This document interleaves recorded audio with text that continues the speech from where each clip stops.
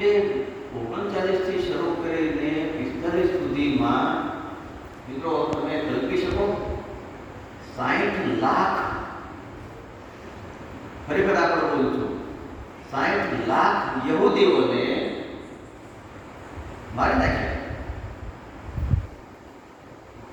એક મોટા રૂમમાં ટ્રેનો ભરી લાવવાના, ટ્રકો ભરી લાવે યહૂદીઓને. હાલો ભાઈ હાલો. પછી એક મોટા રૂમ હોય એમાં રાખે અને ધક્કા મારી કઈ ભીંસમાં ભરાવે, ભૂખથી તડપતા કરે, બધા ટકા કાઢી નાખો બધાને, અને બધાને ભીંસો કરી દે, તડપાવે. અને પછી હાલો ભાઈ તમારો વારો આવી ગયો છે, બાજુના રૂમમાં જાઓ. એટલે બાજુના બધા કન્ટેનરમાં મૂકે અને ત્યાં ઉપરથી ફોસ્ફરસ ગેસ, કાર્બન મોનોક્સાઇડ એવું ગેસ નાખે. એટલે ઘડીકમાં માણસ મૃત્યુ પામે અને ઘડીકમાં પછી એને ખસેડો, હાલો ભાઈ ખસેડો, ચાલો બીજા આવો. 14 લાખ તો બાળકો હોય. આપણી કલ્પના ન હોય મિત્રો આ બધું, કે એક વ્યક્તિ એમ કે આ બધા મારી નાખવા જોઈએ અને એને કારણે લશ્કર મારવા માંડે. અને 14 લાખ તો માત્ર બાળકો ગયા, 16 લાખ તો સ્ત્રીઓ. તમે વિચાર કરો, આપણે 2-4-5 ખૂન થઈ ગયા હોય ને તો જિલ્લામાં અને રાજ્યમાં ભોગો પડી જાય કે એ કરે જ્યાં અકસ્માત થયો અને 13 માણસો મૃત્યુ પામે, આપણે દીવરના કુટુંબજનો બધા તો આપણે આસપાસના ગામડામાં ભોગો પડી ગયો, ખરેખર બીજા બહુ કરી અને એ કરે ક્યાં જ ના ગામમાં કોઈ કોને જ્યાં જવું નથી ના. એને બદલે 14 લાખ બાળકો. હલો ભાઈ બાળકોને નાખો અને ચેમ્બરમાં નાખો અને પછી ગેસ છોડો, કાર્બન મોનોક્સાઇડ, ફોસ્ફરસ ગેસ આપણે છોડો અને મરી જાય. એટલે પછી બાળકો કેટલા માણસો રહ્યા? 60 લાખ. અને પછી જે યહૂદી વધ્યા એટલે ભાગ્યા અને ભાગીને એની મૂળ ભૂમિ ઇઝરાયલમાં એ ભાગ્યા ને એ બચી ગયા. ઘણી બધા ઇઝરાયલમાં. હવે ઇઝરાયલમાં તો પહેલેથી મુસ્લિમો રહેતા હતા. ઇઝરાયલમાં પહેલેથી મુસ્લિમો રહેતા હતા. એમાં કેટલા આવ્યા? અત્યારે 90 લાખ યહૂદીઓ છે. 90 લાખ. એટલે પેલા જે મુસ્લિમો રહેતા હતા એને માં ન કર્યો, અહીંયા ક્યાં મૂળ ભૂમિ તમારી આ જ છે, અમે બીજે મારી નાખીએ છીએ, અમારી આ ધરતી છે, અમારી આ પહેલેથી આ ધરતી છે. તમે 4,500 વર્ષનો ઇતિહાસ તપાસો, 4800 વર્ષનો ઇતિહાસ તપાસો, અમારી મૂળ યહૂદીઓની ભૂમિ જ આ છે.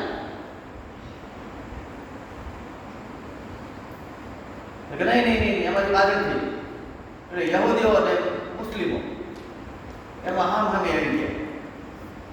એ કોઈ નમતું જોખમ નહોતું. એટલે પછી 1948માં યુનાઇટેડ નેશન્સ ઓર્ગેનાઇઝેશન 48માં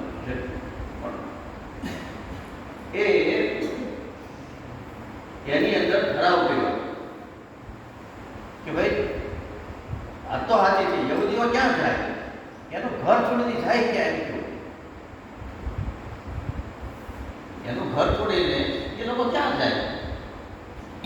એટલે આપણે એને તો આપવી જ પડે, રહેવાનું તો આપવું જ પડે, એવું ન ચાલે. એમ કોઈ એમ કે ના અમે રહેવાનું નથી તો તમે એલા આવી ગયેલા છો.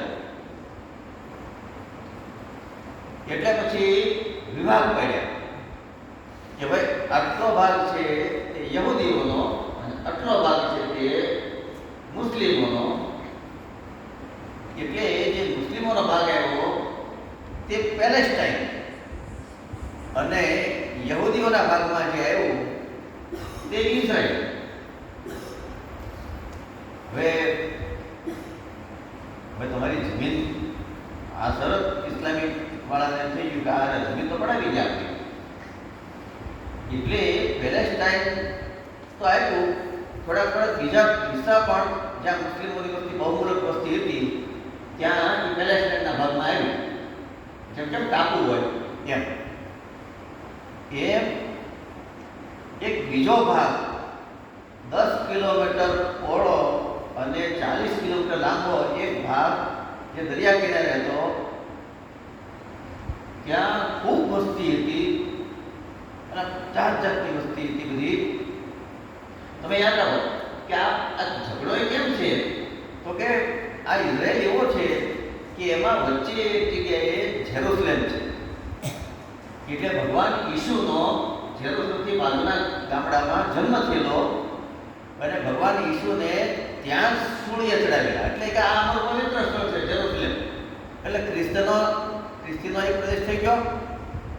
પછી ભગવાન મોહમ્મદ પૈગંબર એમણે જ્યારે મૃત્યુ થયું એમનું, તો કે ભાઈ અહીંથી આ ટેમ્પલ ઉપરથી એમણે સ્વર્ગમાં ગયેલા, એટલે આ એનું ટેમ્પલ છે. એટલે ત્યાં એ ભગવાન પૈગંબરનો વાસ થઈ ગયો. આ અમારી મસ્જિદ, કેમ કે અહીંથી ભગવાન આ બે પથ્થર છે, પથ્થર પર ભગવાનનો ઘોડો 2 પગે થયો હતો અને ત્યાંથી 2 પગે થઈને એ સ્વર્ગમાં પહોંચી ગયો હતો. એટલે એ ઇસ્લામનો પ્રદેશ થઈ ગયો. અને આ લોકો એમ કીધું કે અમારો યહૂદી ધર્મ તો અહીંથી જ ઉદ્ભવ્યો છે, એટલે અમારું સ્થળ આ જ છે. એટલે એ ત્રણેક રીતે જોડાયેલું છે. એ જેરુસલેમ જે ત્યાં એ પેલેસ્ટાઇનમાં આવ્યું છે ત્યાં. હવે એક જગ્યા મેં તમને કીધી, એક દરિયા કિનારે પછી એક 40 કિલોમીટરનો લાંબો પટ્ટો ને 10 કિલોમીટરનો આમ 10 ને આમ 40, ત્યાં ખૂબ વસ્તી હતી. ઓકે ભાઈ, હવે આ અમારું કોનું અમારું એટલે કોનું, ઓલા કે અમારું, ઓલા કે અમારું. એ પ્રદેશને ગાઝા પટ્ટી કહે છે. નામ સાંભળો છો તમે? ગાઝા પટ્ટી.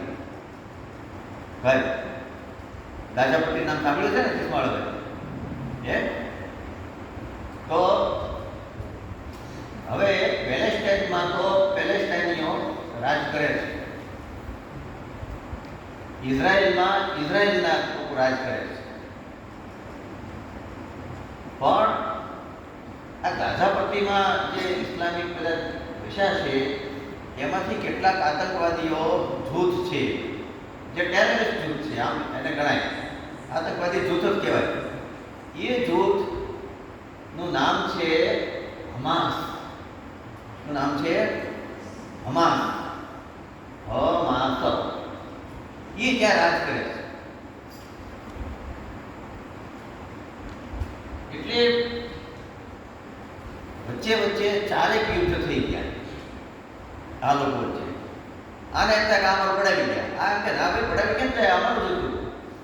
અને પરિણામે વચ્ચે 4 યુદ્ધ થઈ ગયા અને એમાં દરેક વખતે ઇઝરાયલ જીતે.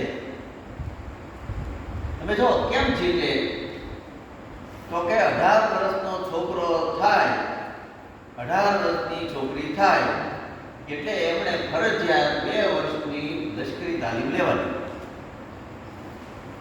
એટલે એનો પ્રમુખ હોય, એના વડાપ્રધાન હોય, નેતાઓ, એના દીકરાને પણ લશ્કરમાં 2 વર્ષ કામ કરવાનું, તાલીમ લેવાની.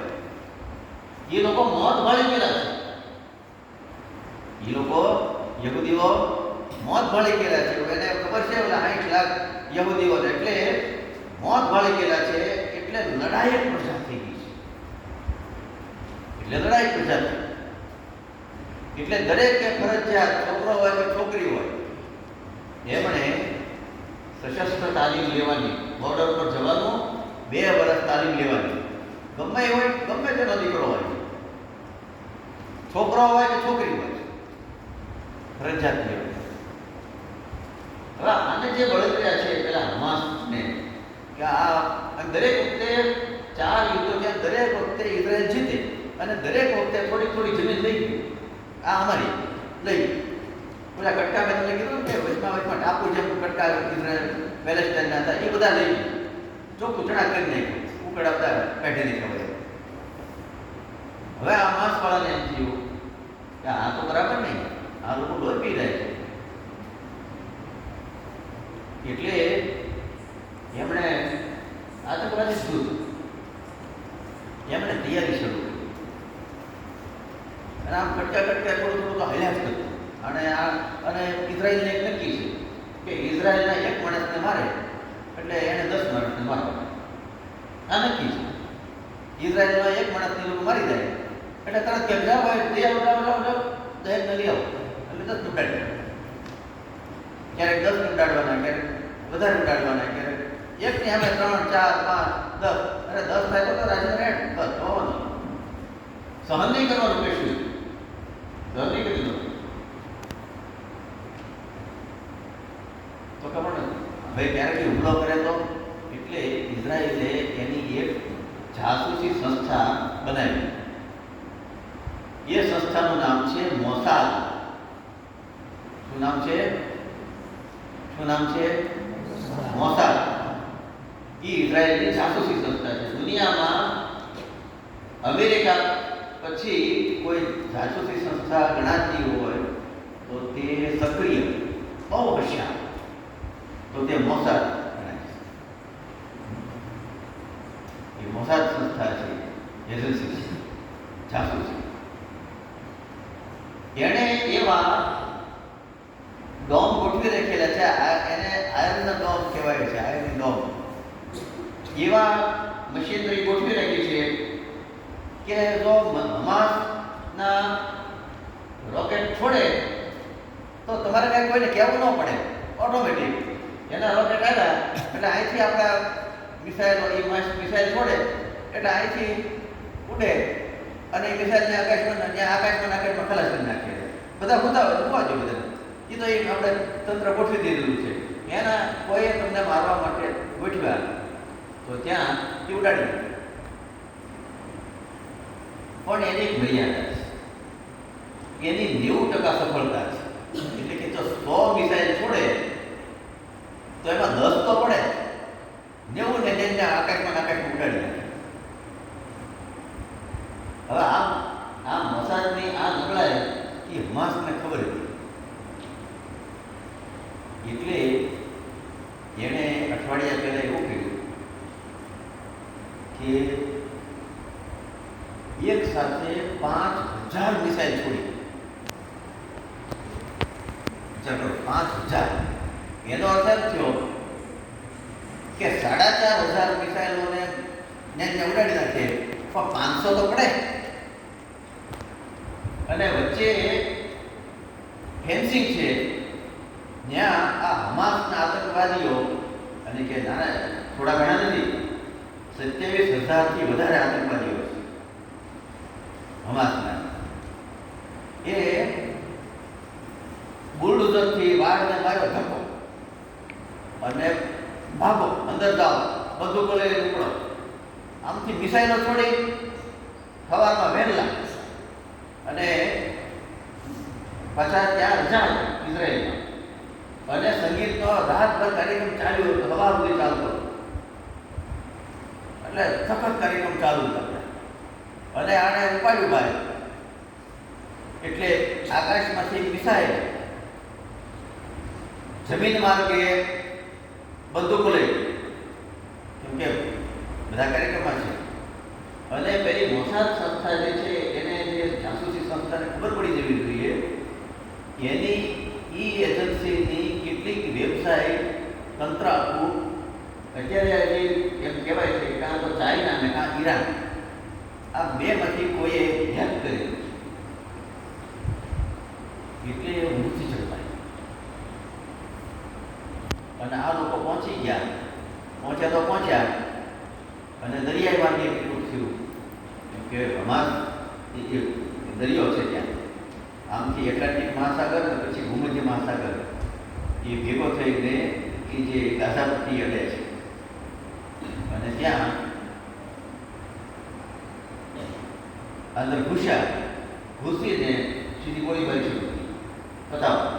અને ઘરમાંથી ગોતીને 40 બાળકોના ગળા કાઢી સ્ત્રીઓને પકડી અને સ્ત્રીઓને નિર્વસ્ત્ર કરી અને ઉઠાવી અને 40 બાળકોને તો આપણે જેમ દાંતડીથી વાઢી, મકાઈના ડોડા વાઢી, જુવારના વાઢી એમ ગળા વાઢી અને પેલા બધા સંગીતના જલસા બધે જ્યાં હાલતા હતા ત્યાં તમારે બોમ્બ થઈ અને 700 ઇઝરાયલોની કતલી આમ થઈ 700 ઊંઘતા ઝડપાઈ ગયા. જે ઇઝરાયલી ને કોઈ પહોંચી ન શકે. અને આપણે એમ કહેતા ભારત એની સલાહ લીધી. આપણે જ્યારે 1998-99માં કારગિલ યુદ્ધ થયું, એટલે કે કારગિલના ત્યાં બહુ મોટી પહાડી છે, ત્યાં આતંકવાદીઓ પાકિસ્તાનના ચડી બેઠેલા. ત્યાં ખૂબી એવી છે કે ઉપરથી નીચે દેખાય, નીચેથી ઉપર ન દેખાય. નીચેથી ઉપર તમે ગોળીબારી કરો તો દેખાય નહીં, પણ ઉપરથી નીચે દેખાય એટલે તમને એ મારી શકે. એટલે આપણે પરેશાન થઈ ગયેલા કે આ તો બની છે. એ વખતે આપણે ઇઝરાયેલે વિમાન મોકલેલા. એ વખતે એટલે આપણે ઇઝરાયેલને મિત્ર એટલે આપણે તરત જ નૈનિતાઓને એનો ફોન આવ્યો મોદી સાહેબને કે મોદી સાહેબ આવું થયું છે, તમને જાણ કરું છું. એટલે મોદી સાહેબે તરત એમ કીધું કે કોઈ પણ જગ્યાએ આવો આતંકવાદી હુમલો થાય તો અમે એના વિરોધમાં છીએ, કારણ કે અમે આતંકવાદથી ત્રાસી ગયા છીએ. એટલે ભારત છે એ તમારી પડખે